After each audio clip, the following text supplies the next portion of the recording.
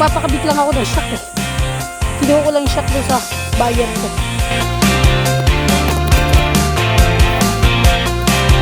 Sarap nun. So, ayun no. Second day ng pag-aayos natin kay Mio. So, kahapon, yung first day, sorry guys. Because hindi ko nasimulan yung pag-video, yung pag-vlog. But I have the short coverage nung aayos kay Mio, yung pagkakabit ng shock niya sa likod. So, nakuha ko kasi yung shock niya sa likod, yung rear shock, I mean, sa Magalang, Pampanga pa. So, nilagpasan natin yung CF Moto sa Dolores, yun doon. Tapos, ngayon, may nakausap naman tayo from Arayat naman, yung front shock naman. So, again, tama pala si Sir Alex, yung sa secret shop, na reason kung bakit nagpapalit ng shock or ng suspension yung mga riders is nasira na. So, yung iba, if you have, syempre, kapag may budget ka, kabibili mo lang, palit ka agad. Pero if yung mga kagaya natin na wala namang ganong budget, so, ang katwiran natin is hinihintay natin yung, hinihintay natin na masira kasi pwede pa naman, which is true naman. But the comfort itself, yung kaya ibigay ng comfort ng mga, lalo na siguro yung mga premium na mga suspension. It so happen na hindi man premium yung nakuha natin, but still, it's a branded and aftermarket na may reputation naman sa market. So, ayun, kinuha na natin siya. Nakuha ko siya, brand new siya, hindi, second hand siya na hindi nagamit. So, nakuha ko siya for only 300 pesos. So, ngayon, meron na naman tayong kukunin second hand. Bakit second hand pa? Maayos naman kasi sila. Hindi naman din sila galgal. Tas mas mura. Almost half the price kagad. So, maniwala kayo sa hindi. Yung suspension natin, front and back na ang nagastos natin is only 800 pesos. Tapos, yung syempre, gasolina, kahapon naka 100 tayo, tapos ngayon another 100 or maybe 200 kasi pupunta tayo sa San Jose del Monte. Balik tayo sa San Jose del Monte kasi 40 days ni mother-in-law. So yun, tara samahan niyo ako sa biyahe na to. This is the second day and let's go sa Arayat.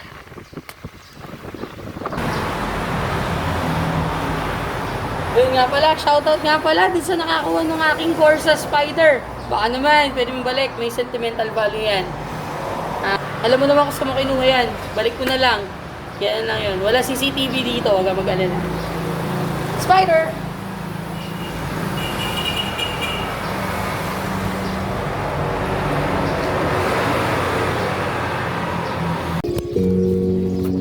Ayan, try natin kung kayang ma-captured. Nasaan na ba? Ayan. Sinabit ko lang sa loob ng helmet ko, sa chin mount. Tignan natin kung kayang i-capture. Ayan, dyan tayo pupunta dun sa Arayat. Woohoo! So na kayo sa video natin. Sample lang to. Titignan natin. Pero, I'm hoping na nag-iipon-ipon naman na tayo. Na makabili tayo ng action camera natin.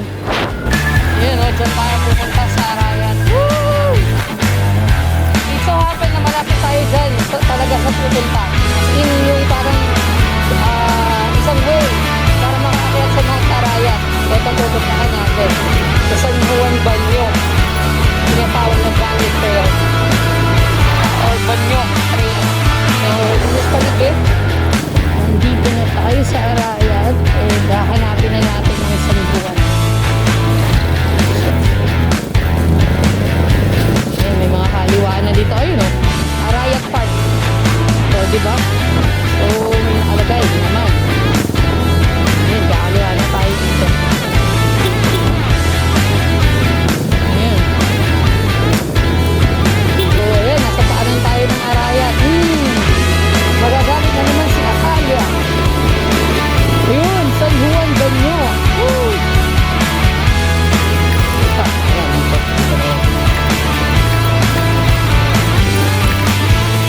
Morning, te.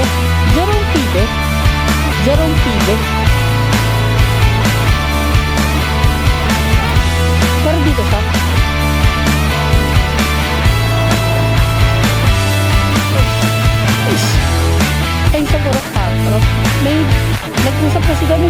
Nagtanim kasi ako sa kanya.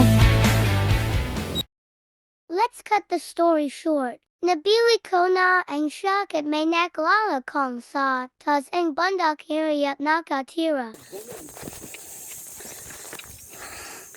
Ayan si Tatay Kiko. Nandito kami ngayon sa Mount Arayat. Paanan pa lang to, Tay, di ba? Hindi. Di ba, doon ka sa bayan, Opo. makikita mo na yan, paakyat na. Doon pala sa baba, Yun ang paanan na. yan talaga ang paanan, yun ang patag. Mm. Sila Tatay, ang pamumuhay dito, nagtatanim. Tangali, yan, kasi ako, lambanog yung tiniran. Nako, lambanig pala eh. Pag lambanig, talagang ano yan. Nakadalawang litro kami lambanog. Dati maaga pa lang umaakit na ako. Pinapipili kami nung nagpapagawang bahay. Ano gusto nyo, Alfonso? Dalawang kaon yung Alfonso. O lambanog. Hindi sa kanya yun. Magpapakabit lang ako ng shock eh. Kinuha ko lang yung shock doon sa buyer ko. Tapos, nakilala ko si Tatay Kiko. Ayan, kinidnap ako ni Tatay Kiko.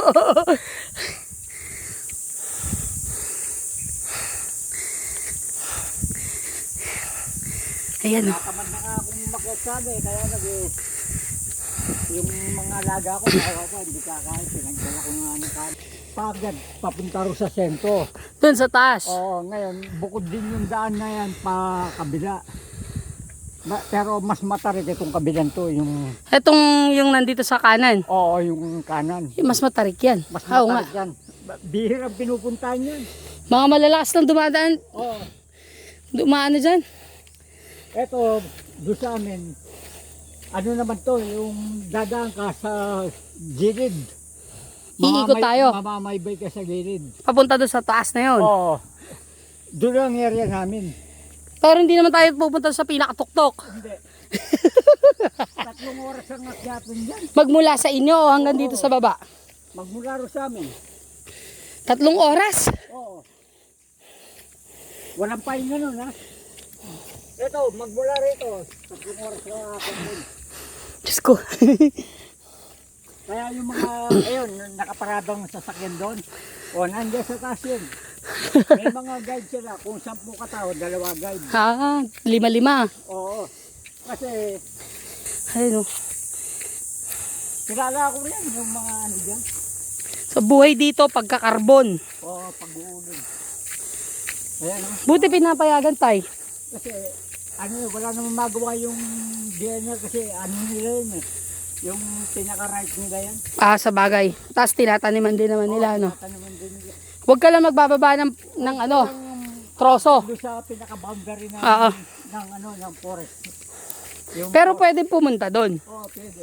Huwag ka lang ano doon, yung puputol ng mga tao doon. Kasi bawal na yun eh. Doon sa pinaka-forest talaga yun. Opo. Babawal ka Oh, hanggang dito na lang muna tayo para makatipid tayong baterya. Tsaka memory. tuklawang... Ayan, bitag ni tatay. Ayan, no? Kinain ng ahas. Yan ang San Juan Banyo. Tapos, eto ang gatchawin tay. Yung cover court tayo, no? Basketballan. Halina na mata ni tatay. Si Tatay Kiko. Tatay Kiko, 67 years old. Patahimik na namumuhay sa bundok ng Arayat. Grabe, ang ganda dito. Ay, yung bayan, no? Yung... Yun nandun sa dulo na yun tay, no? Munisipyo. Munisipyo, yung patag na yun. Yung nakapailerang ganyan. Maulap kasi tay eh. Baka tanaw dito yung bundok yan tay, di ba? Yung sa may mga ulap-ulap na yon. Bundok yan, no? Yan. Yan ang Nakapaligid tayo ng bundok, ayan, no?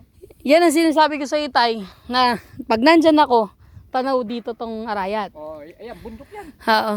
Sierra Madre. Ang Bataan, dito naman sa kabila. Oo. Hello DRT. Nung nasa Pisport ako, tanaw to. Sa Pisport, yung bundok na to. Etong Arayat. Oo. Pandawin namin dito yung tubig ni tatay.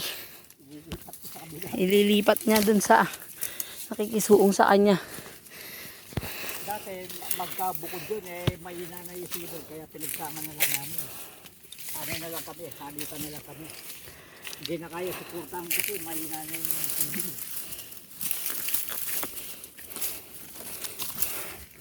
Ako, huwag niyong gagawin to kapag kagaya ko kayo na walang akyat sa bundok. Mahina, naku. Huwag niyong gagawin, huwag niyong susubukan. Hindi biro si sinukuan.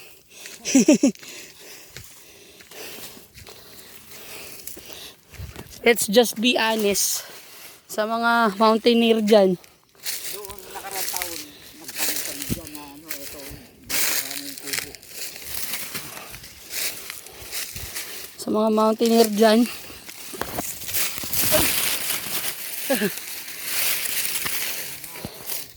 Tay? Mga api.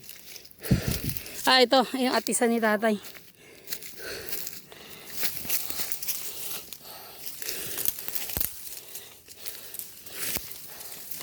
Pupuntahan namin sibol. 200 metro to. Tama ba, tay? Ang ganda dito, 300. Naku po, Diyos ko. Ba't ba sumama ako? Pero malapit lang, 100 metro,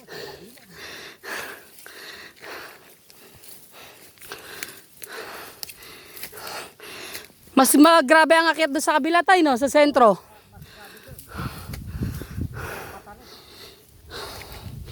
Dito.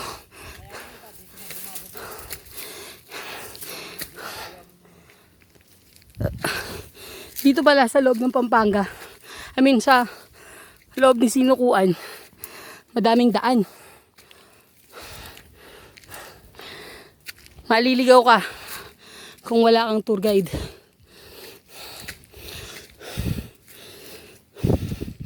Ako si tatay. Pinahirapan na naman ako.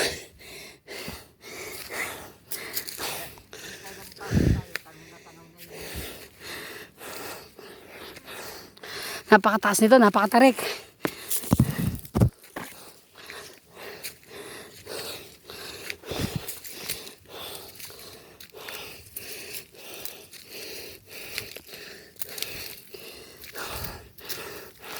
Si tatay nagpuputol pang naggagatong ng kubo.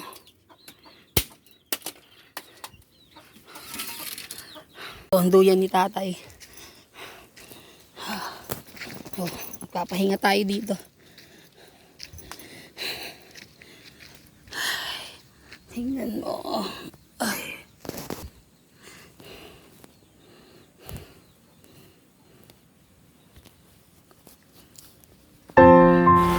At nakatulog na nga ako sa pagod. Hindi ko alam kung perti pa rin ba ito ng paglalakbay ko. O panaginip na lang itong nakikita nyo ngayon. Marami akong natutunan sa adventure na to. Tuwag isa ako. Buti na lang may motor ako. Dahil kapag kailangan ko mag-isa, kapag kailangan ko mag-isip, kapag kailangan kong lumayo dun sa laban ng buhay ko, mabilis ko nagagawa.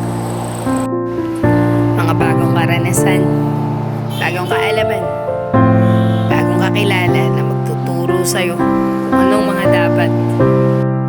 Pero sa biyahe kong to, isa sa mga natutunan ko na habang umakit ako ng bundok, nung nakita ko na buong kapaligiran sa baba, ako na-realize na malawak pala ang mundo na aking ginagalawan. At sa lawak ng mundo na to, ay may iba't ibang tao na dumaranas din ng pagsubok. Iba't ibang tao na kanya-kanyang hinaharap at ginaganapan para sa mga sarili-sariling pagsusulit. Kailangan mo lang gawin ay dumiskarte, magtiis, magtiyaga, at maging positibo. At kapag nandun ka na sa tuktok at nakikita mo na ang baba, dun mo marirealize na ang success pala ay wala sa tuktok, kundi dun sa kung paano ka mabubuhay ng matatag, mapayapa at masaya sa gitna ng karamihan.